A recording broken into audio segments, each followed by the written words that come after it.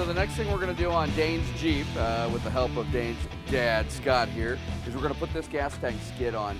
On the TJs and the LJs, the Wranglers, most of them, they have a very thin gas tank skid that really doesn't offer much protection at all. And the gas tank itself is polypropylene plastic of some sort.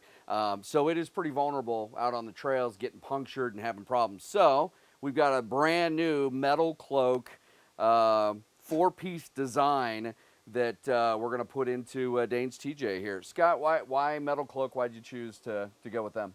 A couple of different reasons. The same reason we pick a lot of our stuff made in America is what we're looking for. And we're always looking for something new and innovative.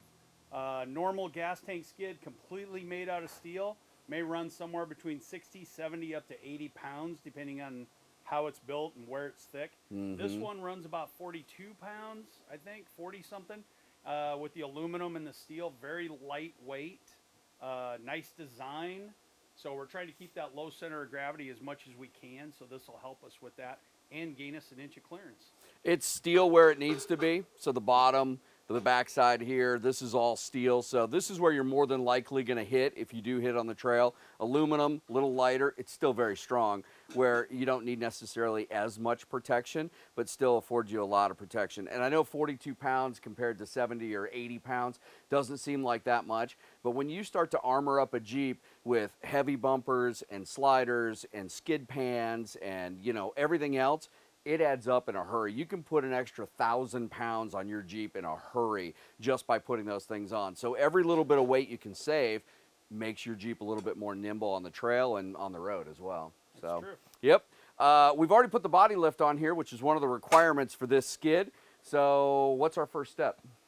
Oh, we're going to disconnect the fuel lines.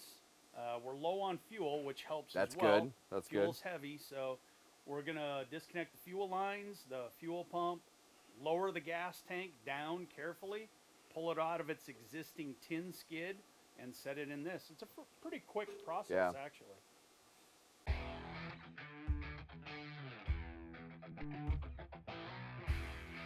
So you got to disconnect the fuel filler tube here, the rubber tube. So we'll disconnect it down here.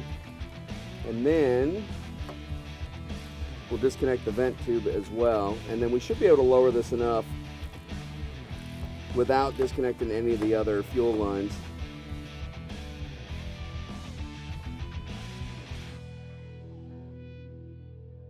All right, so we've got the gas tank out.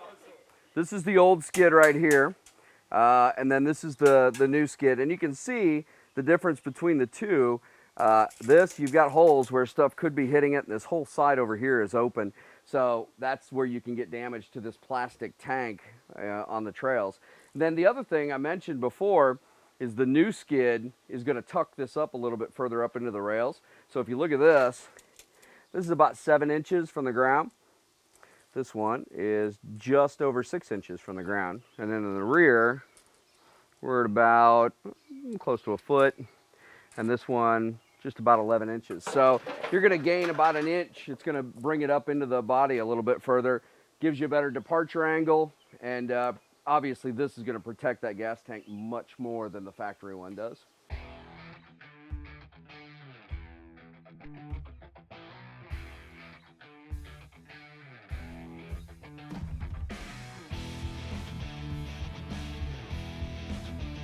All right, so we're basically buttoning this up right now. Dane is tightening up the bolts on the skid for the fuel tank. We've got to put the filler hose back on over here.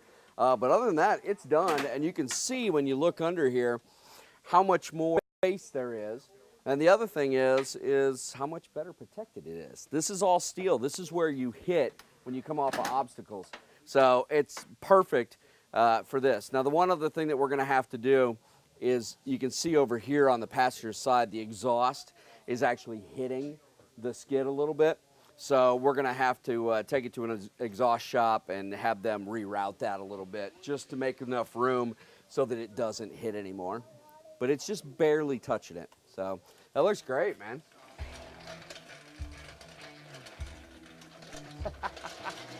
That's it. We're basically done.